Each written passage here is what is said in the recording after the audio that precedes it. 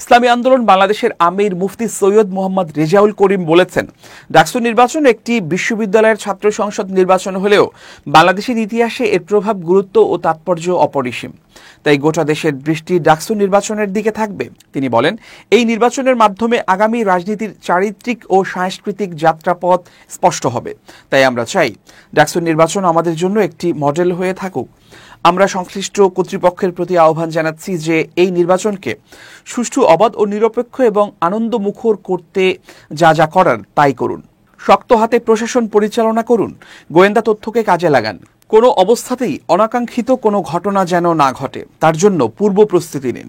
এক বিবৃতিতে তিনি এসব কথা বলেন। তিনি বলেন, ঢাকা বিশ্ববিদ্যালয় একটি শিক্ষা প্রতিষ্ঠান, এখানে পড়াশোনা, গবেষণাই মুখ্য হওয়া উচিত। সেই হিসেবে ডাকসু শিক্ষার্থীদের অধিকার ও স্বার্থ রক্ষায় কাজ করবে বলে বিশ্বাস করে ইসলামী আন্দোলন বাংলাদেশ।